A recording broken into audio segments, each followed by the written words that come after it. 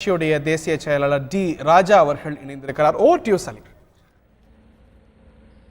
இப்பொழுது நாம டி ராஜா அவர்களிடம் கேட்போம். சார், இப்போ தேர்தலுக்கு பிந்தைய கருத்து கணிப்பை நீங்க எப்படி பார்க்குறீங்க? இதுவரையில் வந்திருக்கிற எக்ஸிட் போல் முடிவுகள் என்று பார்த்தால், இது வாக்கு எண்ணிக்கையின் போது உண்மையாகுமானால் பாரதிய ஜனதா கட்சிக்கு தோல்வி ஏற்படுகிறது. நிதிஷ்குமார் அவர்கள் தலைமையில் அமைந்த அணிக்கு வெற்றி ஏற்படுகிறது. இப்படி தான் இதனை பார்க்க வேண்டும். இதுவரையிலும் இப்போது வந்து கொண்டிருக்கிற எக்ஸிட் போல் முடிவுகள் எந்த நிறுவனம் செய்திருந்தாலும் அவர்களெல்லாம் பெரும்பான்மை எண்ணிக்கையை திரு நிதிஷ்குமார் தலைமையில் இருக்கிற அணிக்கு தான் தருகிறார்கள். பாரதிய ஜனதா கட்சிக்கு குறைவாகத்தான் கொடுக்கிறார்கள். எனவே இது பாரதிய ஜனதா கட்சிக்கு ஒரு தோல்வி. பாரதிய ஜனதா கட்சிக்கு தோல்வி என்று நாம் சொல்லுகிற பொழுது இது பிரதமர் நரேந்திர மோடிக்கும் தனிப்பட்ட முறையில் ஒரு பெரும் தோல்வி. ஏனென்றால் இதுவரையிலும் எந்த பிரதமரும் ஒரு மாநிலத்தின் சட்டமன்றத்துக்கான தேர்தலில் இந்த அளவிற்கு கீழிறங்கி பிரச்சாரம் செய்ததில்லை. ஒரு 30 பேரணிகளில் அவர் பேசியிருக்கிறார். அவர் எழுப்பிய பிரச்சனைகள் எல்லாம், அவர் பேசிய முறைகள் எல்லாம் ஒரு பொது விவாதத்தினுடைய தன்மையை கூட தரம் தாழ்த்தி விட்டதாக பலரும் குற்றம் சொல்லி இருக்கிறார்கள், பலரும் குறை கூறியிருக்கிறார்கள். அப்படி ஒரு தனிப்பட்ட முறையில் ஏதோ தன்னுடைய வெற்றி தோல்வி என்ற முறையில் எடுத்துக்கொண்டு பிரச்சாரம் செய்த காரணத்தால் இந்த எக்ஸிட் போல் முடிவுகள் உண்மையாகுமானால் பாரதிய ஜனதா கட்சி கிடைக்கிற தோல்வி என்பது திரு நரேந்திர மோடி அவர்களுக்கு கிடைக்கிற தோல்வி என்றும் நாம் பார்க்க வேண்டும். சார், இப்பொழுது நாடாளுமன்றத்தை பொறுத்தவரை என்னதான் லோக்சபாவில் பாஜக பெரும்பான்மையில் இருந்தாலும் ராஜ்யசபாவில் காங்கிரஸ் எண்ணிக்கையில் அதிகமாக இருக்காங்க. முக்கிய மசோதாக்களை சட்டமாக்க முடியல. இப்பொழுது ஒருவேளை இந்த எக்ஸிட் போல்லாம் உண்மையாக இருக்கும் பட்சத்தில் பாஜகவிற்கு நாடாளுமன்றத்தில் சிக்கல் ஏற்பட வாய்ப்பு இருக்கா? பாரதிய ஜனதா கட்சி ஒன்றை தெளிவாக புரிந்து கொள்ள வேண்டும். இந்திய பாராளுமன்ற ஜனநாயகம் என்பது அவர்கள் நினைப்பதை போன்றது அல்ல. டாக்டர் அம்பேத்கர் அவர்களால் உருவாக்கப்பட்ட, அவர்கள் தலைமையில் உருவாக்கப்பட்ட அரசியல் சட்டம் இன்றைக்கு உலக நாடுகளின் அரசியல் சட்டங்களை ஒப்பிடுகிற பொழுது பாராட்டுக்குரிய ஒன்றாக இருக்கிறது, போற்றத்தக்க ஒன்றாக இருக்கிறது. நாம் ஏற்றுக்கொண்ட பாராளுமன்ற ஜனநாயகத்தில் பாராளுமன்றம் செயல்படுகிற முறை என்பது எல்லா கட்சிகளும், சில கட்சிகள் மாநில அளவிலான கட்சிகள் இருக்கிறார்கள், அவர்கள் எண்ணிக்கை சிறிதாக இருக்கலாம், ஆனாலும் எல்லோருடைய கருத்துக்களையும் கணக்கில் கொண்டு, எல்லோருடைய கருத்துக்களையும் உள்வாங்கிக் கொண்டு ஒருங்கிணைந்த முறையில் செயல்படுவது தான் நம்முடைய பாராளுமன்ற ஜனநாயகத்தின் அழகு, பாராளுமன்ற ஜனநாயகத்தினுடைய வெற்றி. இதை பாரதிய ஜனதா கட்சி புரிந்து கொள்வதில்லை. இன்றைக்கு மக்களவையில் அவர்களுக்கு ஒரு தனிப்பெரும் பெரும்பான்மை இருக்கிறது என்பது உண்மை. ஏனென்றால் பாரதிய ஜனதா கட்சி நாடு தழுவிய ஒரு கட்சியாக இருக்கிறது, பல மாநிலங்களிலிருந்து வெற்றி பெற்று வருகிறது. ஆனால் இன்றைக்கு தமிழ்நாடு அல்லது வேறு ஆந்திரா, தெலுங்கானா, மேற்கு வங்காளம், இப்படி உத்தரப்பிரதேசம், பல மாநிலங்களை பார்க்கிற பொழுது மாநில அளவிலான கட்சிகள் வெற்றி பெற்று வருகிறார்கள். ஆனால் அவர்களுடைய எண்ணிக்கையும் இவர்களுடைய எண்ணிக்கையும் நாம் ஒரு ஒற்றுமைப்படுத்தி அல்லது அவற்றை இன்றைக்கு ஒப்பிட்டு பார்த்து நாம் எந்த முடிவையும் எடுப்பது கூடாது.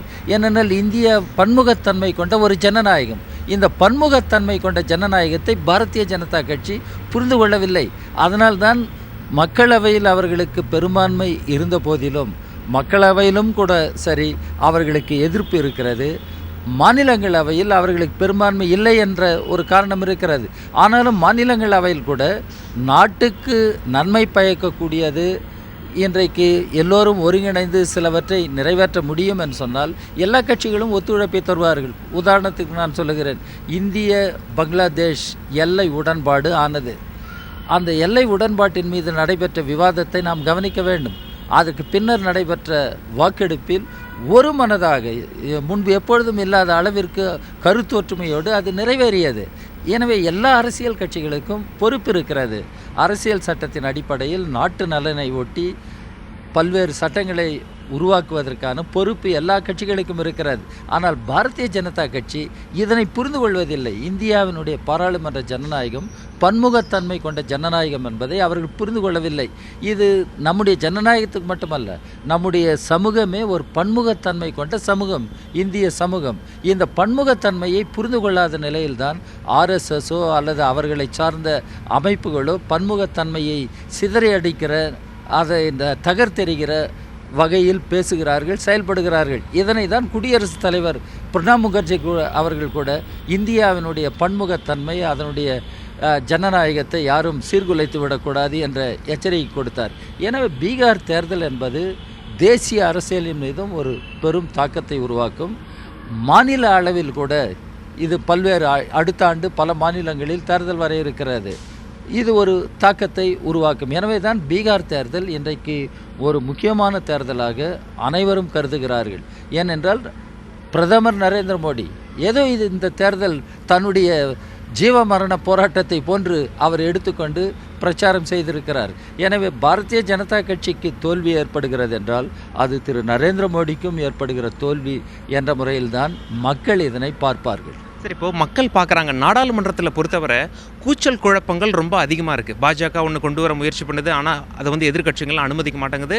நாள்தோறும் நாடாளுமன்ற செஷன்ஸ் போகும்போது மக்கள் பார்க்குறாங்க டிவியில் இந்த மாதிரி கூச்சல் குழப்பமாக இருக்கே, நாடாளுமன்றத்திலே எப்படி இருக்கே, நாட்டு நிலைமை அப்படின்னு சொல்லிட்டு. ஸோ இப்போது பீகாரை பொறுத்தவரை பீகார் தேர்தல் முடிவுகள் இந்த கூச்சல் குழப்பத்தை நாடாளுமன்றத்தில் அதிகரிக்குமா? இப்போ வந்து நாடாளுமன்றத்தை பொறுத்தவரை வந்து வின்டர் செஷன் வேறு வரப்பொழுது இதே மாதிரி கூச்சல் குழப்பம் வந்து அதிகமாக நம்ம பார்க்கலாமா நாடாளுமன்றத்தில்? முதலில் ஊடகங்கள் ஒன்றை தெரிந்து கொள்ள வேண்டும். நாடாளுமன்றத்தில் கூச்சல் குழப்பம் என்ற சொல் பிரயோகங்களை நீங்கள் குறைத்து கொள்ள வேண்டும், நிறுத்தி கொள்ள வேண்டும். ஏனென்றால் நாடாளுமன்றம் என்பது நமது ஜனநாயகத்தில் மிகப்பெரிய அமைப்பு. நாடாளுமன்றத்தில் ஒரு சட்டம் நிறைவேறுகிறது என்றால் அது நாட்டினுடைய விதியையே ஒரு வகையில் தீர்மானிக்கிறது, ஒழுங்குபடுத்தி முன்கொண்டு செல்கிறது. நாம் நாடாளுமன்றத்தை நாம் சரியாக புரிந்து கொள்ள வேண்டும். நாடாளுமன்றத்தில் கூச்சல் குழப்பம் என்றால் ஏதோ கூச்சலுக்காக கூச்சல் போடுகிறார்கள், குழப்பத்திற்காக குழப்பம் விளைவிக்கிறார்கள் என்று அவற்றை நாம் பார்ப்பது கூடாது. நாடாளுமன்றத்தில் அரசியல் கட்சிகள் எழுந்து தங்களுடைய நிலையில் நின்று ஒரு சட்டத்தை பற்றியோ ஒரு பிரச்சனையை பற்றியோ கருத்தை வெளியிடுகிறார்கள். ஆட்சியில் இருக்கிற கட்சி என்பது இந்திய ஜனநாயகத்தின் பன்முகத்தன்மையை சரியாக புரிந்து கொண்டு மற்ற கட்சிகள் சொல்லுவதில் என்ன நியாயம் இருக்கிறது, மற்ற கட்சிகள் சொல்லுவதில் என்ன கருத்து இன்றைக்கு கவனத்தில் கொள்ள வேண்டியிருக்கிறது என்பதை புரிந்து கொண்டு ஆட்சியில் இருக்கிற கட்சி நடந்து கொள்ள வேண்டும், செயல்பட வேண்டும்.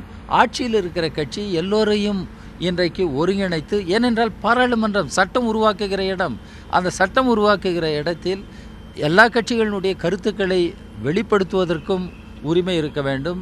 எல்லா கட்சிகளினுடைய கருத்துக்களும் மக்கள் அறிவதற்கான வாய்ப்பு இருக்க வேண்டும்.